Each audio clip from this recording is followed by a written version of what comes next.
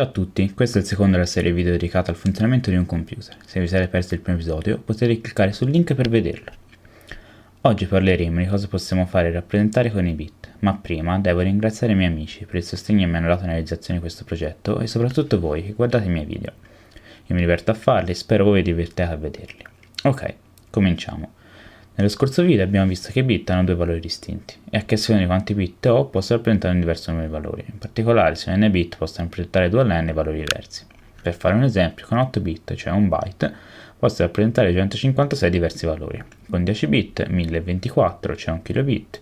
Con 20 posso rappresentare un po' più di 1 milione di valori, cioè un megabit, e con 30 arriviamo a superare il miliardo di valori, cioè un gigabit. Iniziamo a dare un significato a questi valori. Il più lampante è di assegnare ad ognuno di essi un numero. Come facciamo a passare da un numero in base 10 ad un numero in base 2? Semplice, facciamo nello stesso modo che in base 10. E cioè, se prendo il numero 123, questo non è altro che 1 per 10 alla seconda, più 2 per 10 alla prima, più 3 per 10 alla 0, cioè 100 più 20 più 3, 123. Così vale anche per i numeri in binario. Prendiamo per esempio questo numero, cioè 0110, e poi tutti i zeri di seguito. Questo corrisponde a 0 per 2 alla 0, 1 per 2 alla 1, più 1 per 2 alla 2, più 0 per 2 alla 3 e così via. Quindi 2 più 4, 6. Sembra difficile? Macchinoso? Fidatevi, è piuttosto semplice in realtà una volta che ci ricordiamo un po' le potenze del 2. Come qui potete vedere abbiamo delle potenze con 8 bit, delle potenze del 2 da 0 fino a 2 alla 7. Quindi da 0 fino a 128. Ok, prossima stanza. Adesso vediamo come sommare i numeri in binario. Vi ricordate le addizioni in colonna che ci hanno insegnato alle elementari? Bene, è la stessa cosa, soltanto riportiamo un 1 quando la somma fa 2 e non 10. Quindi, se vogliamo sommare 1, 0, 1, 1, 1, 0, 1 con il numero, vediamo un po', diciamo 1, 0, 0, 1, 1, 1, 1, che questi numeri in binario sono quelli che ho appena detto, mentre in decimale cosa sono? Vediamo un po', 1 più 4 più 8 più 16 più 64, quindi 93, e l'altro invece è 1 più 8 più 16 più 32 più 64, cioè 121.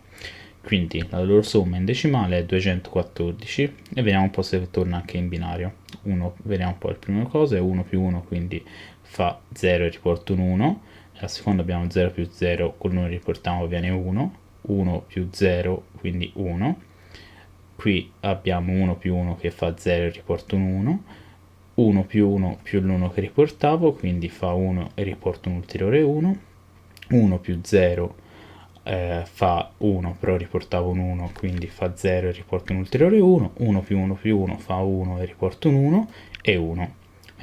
E viene questo numero, vediamo un po' cos'è, è 2 più 4 più 16 più 64 più 128, cioè 214.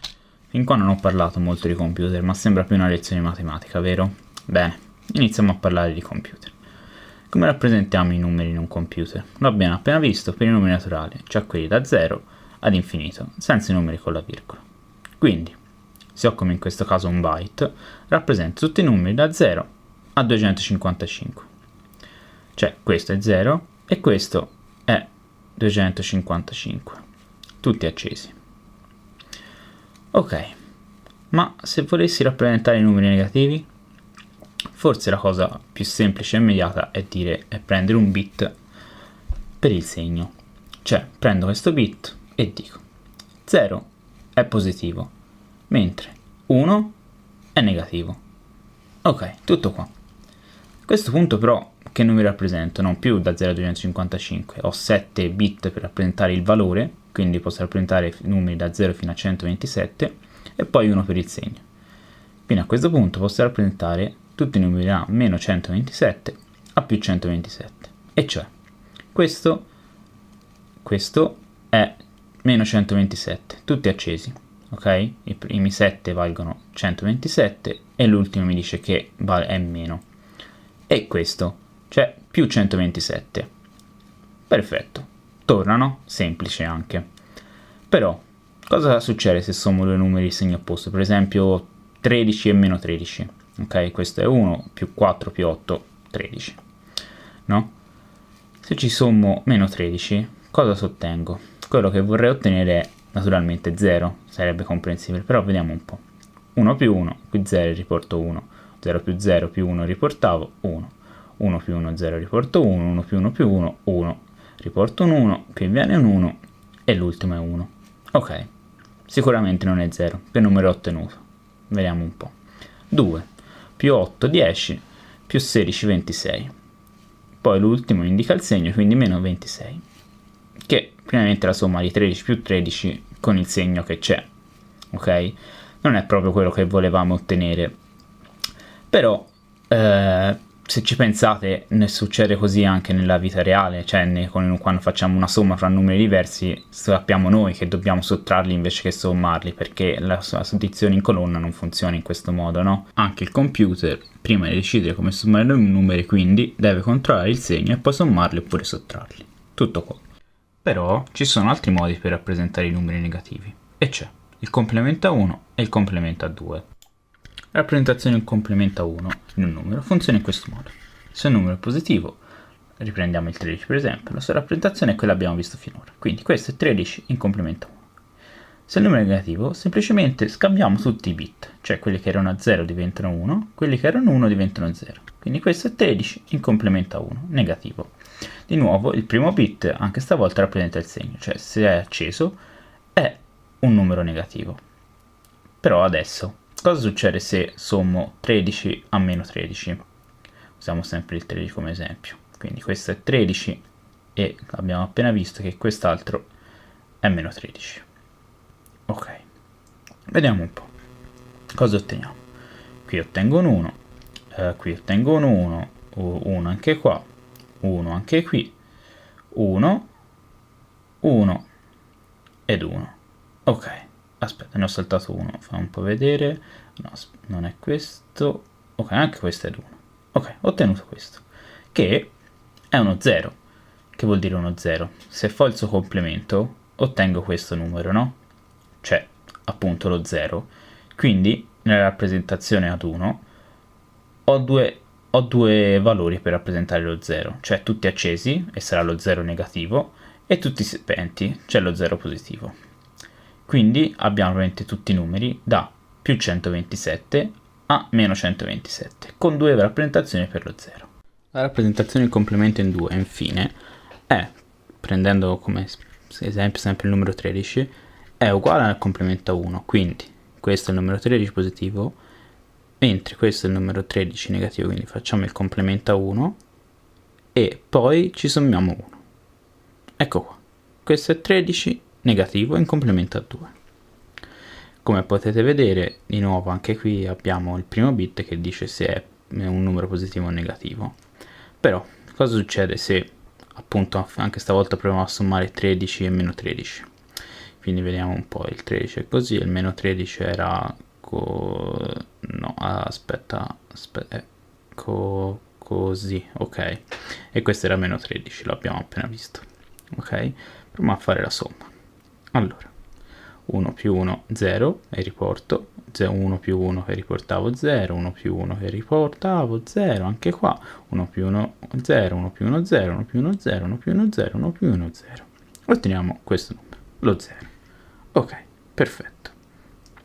Infatti che la rappresentazione a complemento a 2 presenta anche dei vantaggi. Infatti ha una sola rappresentazione dello 0, e c'è questa qua con tutti i numeri spenti. Infatti se noi proviamo a fare il complemento a 2 dello 0 otteniamo questo numero. Facciamo prima il complemento a 1 e poi ci sommiamo 1, quindi 1 più 1 0 e lo riporto, e lo riporto, lo riporto, lo riporto, lo riporto, lo riporto, lo riporto e lo riporto. Quindi il complemento a 2 ha una sola rappresentazione dello 0. Questo significa che i numeri, il complemento a 2, vanno da meno 128 a più 127. Perché meno 128? Perché prendiamo questo numero qua, con la prima cifra accesa, con il primo bit acceso e tutti gli altri spenti. Questo vale meno 128. Perché? Vediamo un po'. Proviamo a fare il suo complemento.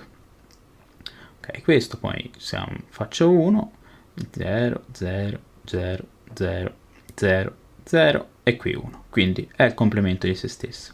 E siccome la prima cifra abbiamo detto indica se il numero è positivo o negativo, questo è meno 128. Per completezza vediamo anche più 127, che a questo punto è questo numero qua. E se proviamo a fare il complemento di questo otteniamo meno 127, cioè questo numero qua, ci sommiamo 1, ecco qua, meno 127. Ok, abbiamo visto come rappresentare i numeri con i bit. E tutto il resto? Le lettere, le immagini? Il principio è sempre il solito. Prendo un tot di bit e scegliamo noi che significato dargli. Per esempio, nell'alfabeto italiano abbiamo 27 lettere. Prendiamo un numero di bit sufficiente a fare più di 27 valori, cioè 5 bit. Diciamo che tutti spenti corrisponde ad A. Poi abbiamo C, B, C, D, eccetera, fino alla Z. Fatto, tutto qua. Ora comunico questa convenzione alla persona a cui voglio inviare il mio messaggio di testo, lui riceve una sequenza di bit e grazie a Dio il computer la interpreta per noi, mostrandoci le lettere.